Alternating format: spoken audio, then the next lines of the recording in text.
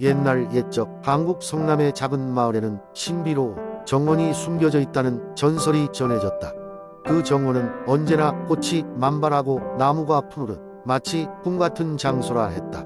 그곳에서는 시간이 멈추어 있었고 주변 세계와는 다른 차원의 아름다움을 간직하고 있었다. 이 정원에 대한 이야기는 마을 사람들 사이에 전해져 내려왔지만 실제로 본 사람은 아무도 없었다. 몇몇 용감한 젊은이들이 그 정원을 찾으려 숲으로 들어갔지만 돌아오는 길에 그들은 무엇도 찾지 못했다고 했다.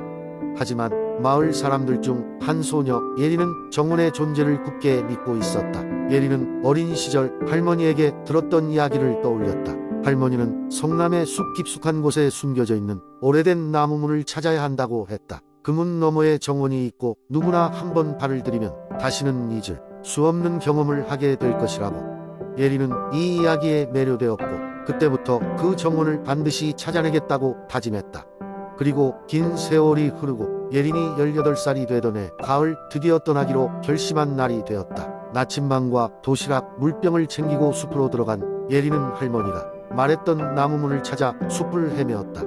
하루 이틀 그렇게 지나가고 예린은 좀처럼 그 문을 찾기가 어려웠다. 그녀가 포기하려던 순간 낙엽들이 쌓인 작은 길을 발견했다. 그 길을 따라 조심스럽게 걸어가자 나무로 만든 오래된 문이 그녀 앞에 나타났다. 그 문은 시간의 흐름에도 굳건히 서 있었고 문을 감싸고 있는 덩굴들은 마치 누군가를 기다리고 있는 듯 보였다.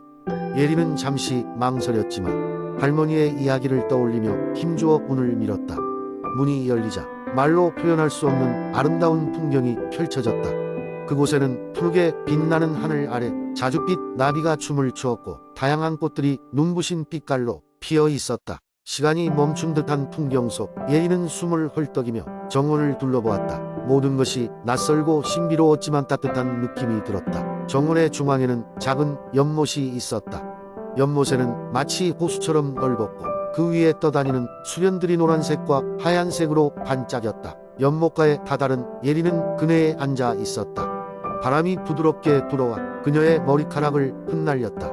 그녀는 과거 마을에서의 소란스러움과 피로함을 잊은 채 이곳에서의 평온함을 한껏 즐겼다. 예리는 이곳의 경이로움에 감탄하며 마을로 돌아가기 전 다시 한번 정원의 구석구석을 살펴보았다.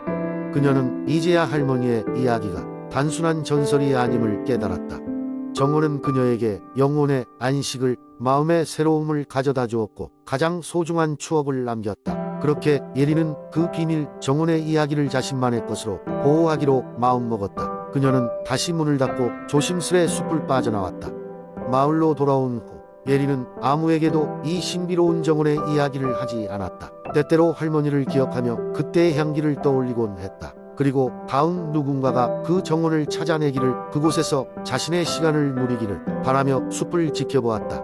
그렇게 성남의 작은 마을에 전해 내려오는 비밀 정원의 전설은 계속해서 사람들의 마음속에서 살아 숨쉬었다. 시간과 함께 사라지지 않는 아름다운 이야기로 말이다. 두 번째 이야기. 옛날 옛적에 한국의 고창 지역 어느 작은 마을에 달팽이 둥그리가 살고 있었습니다. 둥그리는 매일 아침 이슬이 맺힌 방울토마토 밭을 기어다니며 하루를 시작하곤 했습니다. 방울토마토들은 고창의 비옥한 땅에서 자라 불꽃함스러운 빛을 내뿜고 있었고 그 중에서도 톰이라는 이름의 방울토마토가 있었습니다. 둥그리는 느릿느릿했지만 항상 신중하게 주변을 탐색하며 여행을 즐겼습니다. 어느 날 아침 둥그리는 토미에게 다가가 말했습니다. 토미야, 오늘은 어디론가 새로운 곳으로 여행을 가보고 싶어. 나랑 같이 갈래? 토미는 신이 나서 흔들리며 대답했습니다. 좋아, 둥그리. 고창 너머에 있는 바다를 한번 보고 싶어. 이렇게 달팽이와 방울토마토의 여행이 시작되었습니다. 둥그리와 토미는 농장의 끝을 넘어 들판을 지나갔습니다. 탁 트인 하늘 아래에서 바람은 이들의 여행을 응원하듯 불어왔습니다. 둥그리는 마른 나뭇잎 길을 따라 가며 여기가 우리가 지나온 마을인데 바다로 가는 길이 맞을까? 라며 고민했습니다. 그때 어떤 물방울 모양을 한 작은 구름이 와서 말을 걸어왔습니다. 안녕. 나는 이 동네에서 가장 친절한 메아리라고 해. 바다로 가고 싶다고. 둥그리와 토미는 고개를 끄덕였습니다. 그럼 내가 길을 안내해 줄게. 메아리는 하늘에서 쭉쭉 뻗은 구름을 따라가며 안내했습니다. 길을 걷던 중 둥그리와 토미는 심술궂은 까마귀 갑돌이를 만났습니다. 하하, 그렇게 느리게 가면 해가 지기 전에 절대 바다에 도착할 수 없을걸. 그러나 둥그리와 토미는 서로를 믿으며 여행을 계속했고, 그들을 도와주려는 이웃들의 도움으로 갑돌이가 무리라고 말한 여정을 한 걸음 한 걸음 나아갔습니다. 마침내 해가 질 무렵 둥그리와 토미는 바다에 도착했습니다. 석양은 황금빛으로 바다를 물들였고, 파도는 부드러운 멜로디를 연주하듯 해안가에 부서졌습니다. 토미는 바다를 보며 감격에 찬 목소리로 말했습니다. 둥그리야, 정말 아름다운 곳이야. 둥그리는 웃으며 대답했습니다. 우리가 함께 했기에 여기까지 올 수 있었어. 톰이 느리더라도 우리의 힘을 믿으면 언젠가는 도착할 수 있다는 걸 배웠어. 이렇게 해서 둥그리와 토미는 고창을 넘어 새로운 세상을 보았고, 마을로 돌아온 그들의 이야기는 오래도록 전해져 내려오게 되었습니다. 모두가 마음속에서 함께하는 여행의 소중함을 기억하게 된 순간이었습니다. 세 번째 이야기. 옛날 옛적 한국 양산의 깊고 아름다운 숲 속에는 수많은 동물들이 평화롭게 살고 있었습니다. 그 숲 한가운데는 맑고 푸른 호수가 있었고, 그곳에는 특별한 거북이 명호와 박백설, 이 친구로 지내고 있었습니다. 명호는 어느 날 천년을 산다는 전설의 영양가 있는 식물을 찾기 위해 숲을 누비고, 백설은 신비로운 예술과 춤을 즐기며 하늘을 자유롭게 날곤 했습니다. 하늘 높이 우뚝 선 산 너머 암울한 계곡에 사는 검은 여우흑도가 있었습니다. 흑도는 자신의 검은 마법으로 동물들을 조종하여 숲을 자신의 왕국으로 만들려고 했습니다. 마을의 모든 동물들은 흑도의 위협에 떨며 숨어 지내야 했지만, 명호와 백설은 이 숲을 지키겠다고 결심했습니다. 명호는 천년의 지혜를 모으기 위해 숲속 깊은 곳에 지혜로운 올빼미를 찾아갔습니다. 올빼미는 지혜의 상징인 황금빛 눈으로 명호를 바라보며 학과 함께 하나님이 정해준 예언을 이룰 때가 되었다고 말했습니다. 예언 내용에는 거북이와 학이 손잡고 흑도의 어둠을 물리치리라라고 적혀 있었습니다. 한편 백설은 하늘의 별들에게 빛나는 춤을 배우기 위해 별빛 계곡을 탐색했습니다.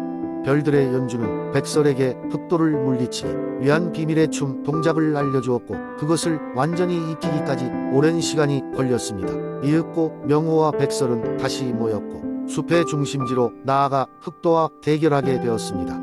명호는 믿음직스럽게 카메라 셔터 소리와 같은 발소리를 내며 흑도의 주의를 분산시켰고, 백설은 하늘을 나는 강력한 춤으로 흑도를 흐트러뜨렸습니다.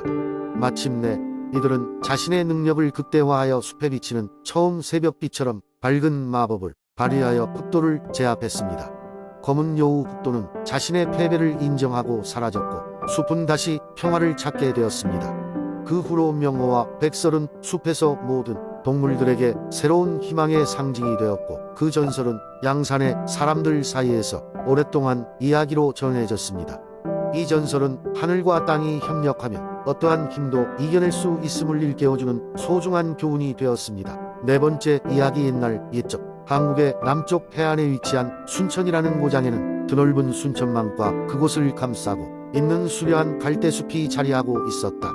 이곳에는 인간과 자연이 조화롭게 공존하며 평화롭게 살아갔다. 하지만 순천만의 아름다운 뒤에는 아무도 모르는 신비로운 전설이 숨어 있었다. 순천만 깊은 곳에는 오래전부터 내려온 전설 속에 수호신 백조 여왕이 잠들고 있었다. 백조 여왕은 순천만의 물결과 바람, 모든 생명을 지키는 자로 알려져 있었다. 그녀의 존재는 사람들에게 보이지 않았지만, 그녀의 숨결은 누구나 느낄 수 있었다. 자신을 드러내지 않고 순천을 보호하는 것이 그녀의 숙명이었다. 어느 해 여름, 마을 사람들이 순천만의 연례축제를 준비할 즈음이었다. 순천만의 갈대숲은 마치 황금빛 바다가 넘실거리는 것처럼 아름다웠다. 이곳을 사랑하던 한 소년이 있었다. 그의 이름은 한결이었다. 한결은 언제나 갈대숲을 산책하며 자연을 즐기곤 했다. 그런데 어느 날 그는 갈대숲에서 이상한 기운을 느꼈다. 호기심 많은 한결은 그 기운을 따라 숲 깊은 곳으로 들어갔다. 그곳에는 마치 다른 세상과 연결된 듯한 신비로운 무지갯빛 연못이 있었다. 한결은 그 연못을 들여다보는 순간 자신도 모르게 물속으로 빨려 들어가게 되었다. 정신을 차렸을 때 그는 놀랍게도 백조 여왕 앞에 서 있었다. 어린아이야, 내가 이곳까지 오다니 용감하구나. 백조 여왕이 부드럽게 말했다. 한결은 경외심에 몸이 떨렸지만 자신의 경험을 이야기했다. 백조 여왕은 순천만의 전설과 자신의 존재에 대해 설명했다. 그리고 인간 세계에 혼란이 임박했음을 경고했다. 상처 입은 자연의 회복이 없다면 순천의 평화는 흔들릴 것이다. 한결은 백조 여왕의 경고를 무겁게 받아들이고 그녀의 메시지를 마을 사람들에게 전달하기로 마음먹었다. 하지만 마을로 되돌아온 그는 자신의 경험을 믿어주는 사람이 없어 실망했다. 이윽고 한결은 자신만의 방식으로 자연을 보호하기 시작했다. 그는 순천만의 자연 환경을 지키기 위해 쓰레기를 치우고 순천만의 생태계를 이해하고 마을 사람들에게 작은 실천의 중요성을 설득했다. 한결의 노력은 점차 마을 사람들에게 전해졌다. 사람들은 그를 따라 순천만의 깨끗함과 아름다움을 되찾기 시작했다. 시간이 흘러 순천만은 다시 예전의 생명력을 되찾았고 백조 여왕은 그런 한결을 흐뭇하게 지켜보았다. 순천만의 전설은 그렇게 새로운 세대로 이어졌고 한결은 영원히 순천의 영웅으로 기억되었다. 이렇게 순천만의 수호신과 신비로운 갈대숲의 전설은 세대를 넘어 순천 사람들의 가슴 속에 깊게 남아있게 되었다. 매년 이맘때면 순천에서는 백조 여왕을 기리고 자연을 사랑하는 한결의 이야기가 전해지며 그 전설은 영원히 기억되리라.